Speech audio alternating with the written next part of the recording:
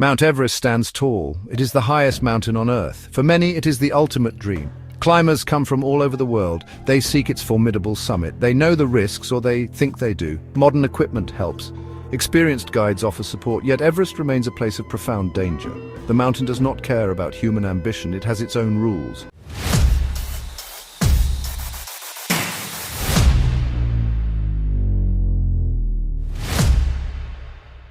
Many have learned this truth in the most tragic way. The desire to conquer can be a powerful, blinding force, pushing individuals towards its icy slopes, often unprepared for its true nature. The dangers on Everest are many, and they are severe. Altitude sickness can strike anyone, regardless of fitness. Avalanches sweep down slopes with terrifying speed. Hidden crevices wait to swallow unsuspecting climbers. The cold is extreme, a constant enemy. Frostbite can claim fingers and toes within minutes. Exhaustion becomes a deadly companion above 8,000 meters. These are just some of the objective hazards. The 2025 climbing season, like those before it, began with hopes. It also began with the shadow of these ever-present threats looming large over every expedition, every individual climber, and every hard-working Sherpa. Despite the well-documented perils, the allure of Everest only seems to grow stronger each year. Hundreds of permits are issued. The 2025 season was no different. The Nepal Department of Tourism issued 468 permits to foreign climbers. This number is just shy of the record set in 2024. Each permit represents a dream. Each permit also represents a potential life at risk. With Nepali guides and support staff, the total number of people attempting the ascent could easily exceed 1,000. The mountain paths become crowded. This adds another layer of complexity, another layer of danger to an already perilous undertaking. Sadly for some, the dream of Everest turns into a final, devastating nightmare. The 2025 season has already etched its own grim chapter in the mountain's history. As of today, May 24th, 2025, multiple lives have been lost. Each death is a tragedy. Each loss leaves behind grieving families and a shaken climbing community. The thin air of the high Himalayas is unforgiving. It magnifies every mistake. It punishes every weakness. The stories of those who did not return serve as a stark reminder. They remind us of the mountain's immense power and the fragility of human life in its domain. The 2025 season's toll began even before the main summit pushes. The Sherpa community, the backbone of Everest expeditions, suffered early losses. In April, Lanama Sherpa, 55 years old, succumbed to high-altitude sickness at Everest Base Camp. Early in May, Ngima Dorji Sherpa, an employee of Seven Summits Treks, died at EBC due to a brain hemorrhage. Then on May 4th, Penchiri Sherpa of Tag Nepal suffered a heart attack at Camp 1. He was rescued and flown to Kathmandu, but sadly passed away in the hospital. These men were not just support staff, they were experienced, vital members of the mountain community. Their deaths a heavy blow. The tragedies continued as climbers moved higher. On May 14th, Filipino climber Philip II Santiago, 45, died at Camp 4. He was at an altitude of 7,900 meters. The South Colonel reports indicate he died in his tent. Exhaustion claimed him while he was preparing for his final summit push. He was part of an expedition organized by Snowy Horizon Treks and Expedition. The exact cause of his death is still under investigation, but the unforgiving conditions at such extreme altitude are often the primary culprits. His dream ended just short of the summit, a common and heartbreaking story on this mountain. Just 2 days later, on May 16th, Subrata Ghosh, an Indian climber also aged 45, perished. He had successfully reached the summit of Everest. However, his summit was reportedly very late, around 2 or 3 a.m.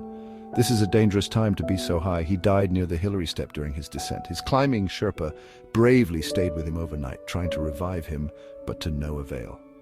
The descent is often more dangerous than the ascent. Exhaustion and the brutal conditions took their toll. He too was with Snowy Horizon Treks and Expedition. Efforts were underway to retrieve his body, a difficult and perilous task itself. The grim tally grew. On May 18th, another Indian climber, Rakesh Kumar, 39, died.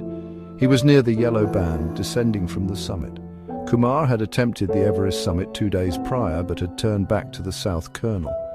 He then chose to stay at high altitude, possibly to attempt Lhotse. This prolonged exposure to the death zone likely contributed to his deterioration. Adding to the sorrow, 2 unnamed Nepali expedition employees died on May 15th in a Kathmandu hospital. They had been evacuated by helicopter from Everest base camp. The mountain's reach extends far, claiming lives even after they are brought down from its slopes.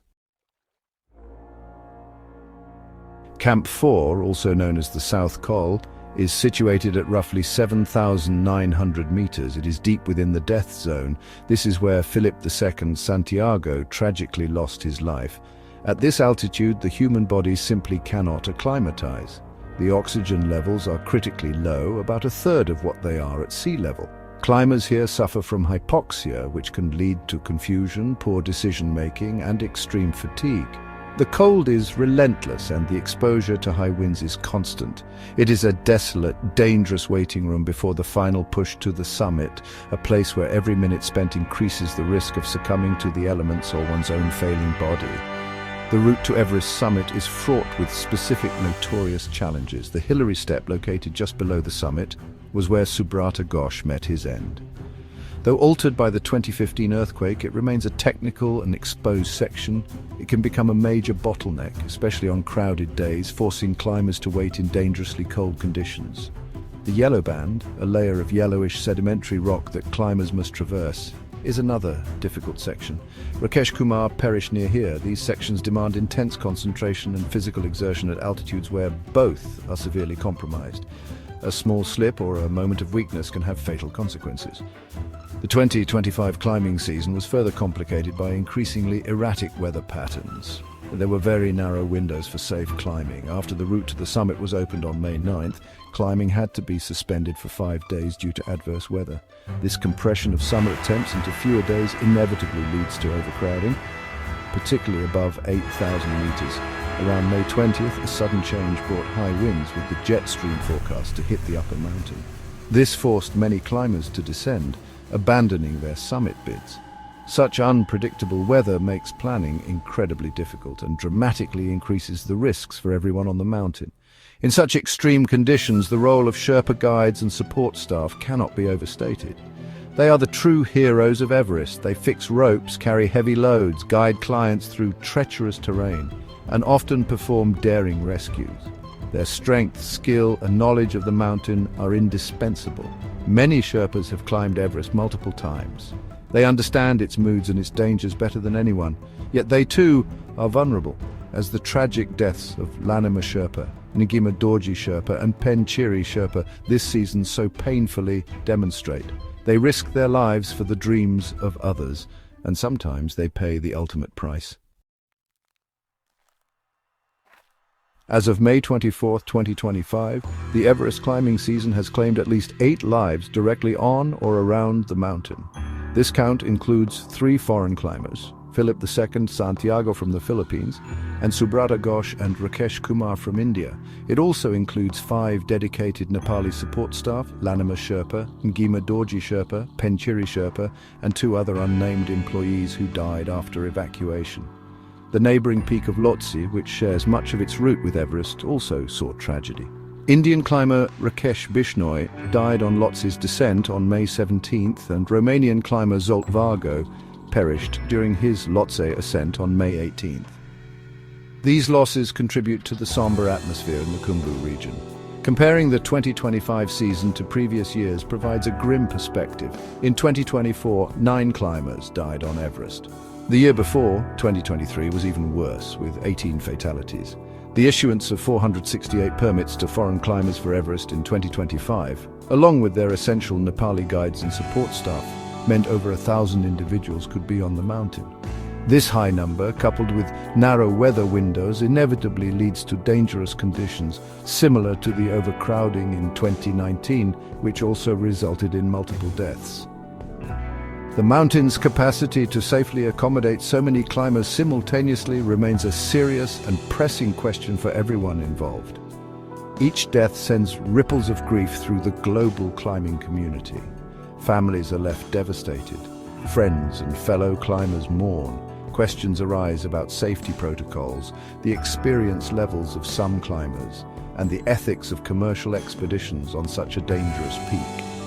Rescue operations were also active this season. A Czech climber was evacuated from above Camp 3 on May 14th. An unidentified climber was rescued by long-line helicopter from Camp 3 on May 15th. A Moroccan climber was evacuated from the slopes on May 16th. These successful rescues highlight the bravery of pilots and rescuers, but also underscore the constant presence of danger. The 2025 Everest season, still unfolding, is already a stark reminder of the mountain's unforgiving nature. Chomolungma, the mother goddess of the world, continues to draw adventurers from across the globe. They come seeking challenge, beauty, and personal triumph. However, the pursuit of this ultimate ambition comes with an incredibly high price for some. The lessons from each tragic season are hard-learned, often repeated. The allure of the world's highest peak will undoubtedly endure, but so too will the memory of those who journeyed to its slopes and never returned. Their stories a somber testament to its power.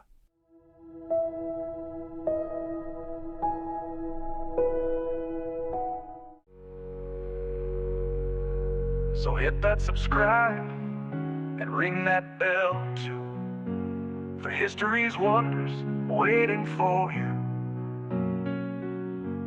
Billy at Works, let the knowledge ignite, exploring the past with all of our might.